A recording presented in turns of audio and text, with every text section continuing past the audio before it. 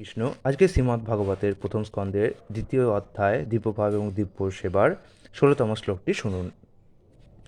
শুশ্রূষ সদ্ধানস্য বাসুদেব কথারুচি শ্যামহত সেবয়া বিপ্রপুণ্যতীর্থ নিষেবনাথ। অর্থাৎ, হে ব্রাহ্মণ ঋষিগণ, সব রকমের পাপ থেকে সম্পূর্ণভাবে মুক্ত ভগবত ভক্তদের সেবা করার ফলে মহৎ সেবা সাধিত হয়। এই ধরনের সেবার ফলে কৃষ্ণকথা শ্রবণে আসক্তির উদয় হয়।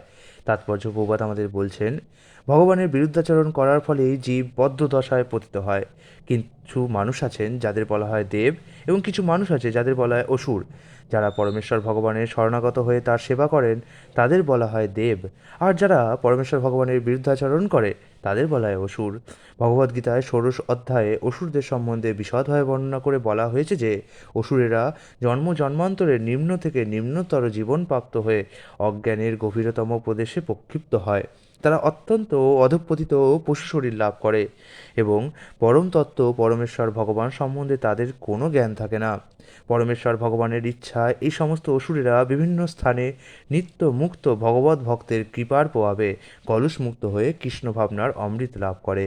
ভগবানের এই ধরনের ভক্তরা, যারা ভগবানের ইচ্ছা অনুসারে বিভিন্ন স্থানে গিয়ে আসরিক ভাবাপন্ন বদ্ধ জীবদের উদ্ধার করেন, তারা ভগবানের প্রতি অন্তরঙ্গ পার্ষদ, এবং তারা যখন নাস্তিকতার ভয়ঙ্কর বিপদ থেকে সমাজকে রক্ষা করতে আসেন তখন বুঝতে হয় তারা হচ্ছেন ভগবানের সক্তা বেশ অবতার। তারা ভগবানের পুত্রের মতো, ভৃত্যের মতো অথবা তার অন্তরঙ্গ পার্শ্বদের মতো, কিন্তু তারা কেউই নিজেদের ভগবান বলে দাবি করেন না।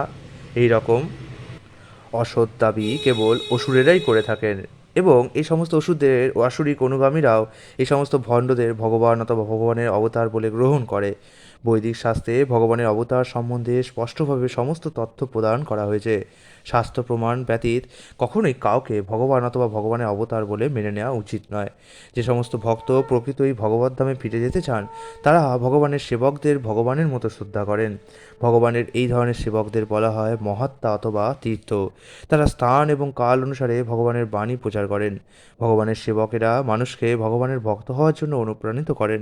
কেউ যখন তাদের ভগবান বলে সম্বোধন করে তখন তারা কখনোই সেটা বরদাস্ত করেন না।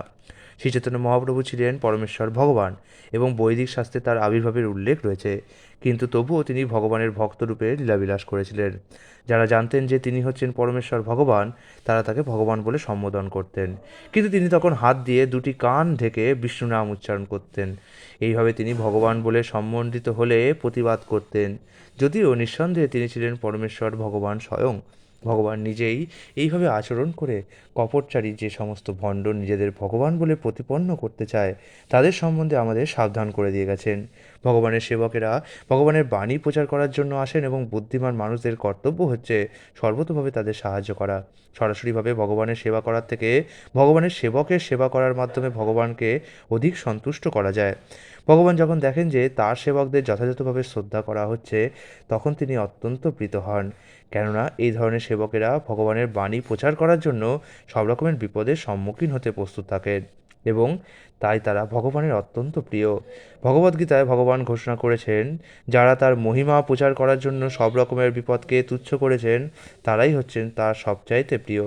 কেউ যখন ভগবানের সেবকদের সেবা করেন তখন তার মধ্যে ভগবানের সেবকদের গুণগুলি প্রকাশিত হয়, এবং তার ফলে তিনি ভগবানের মহিমা শ্রবণ করার যোগ্যতা অর্জন করেন।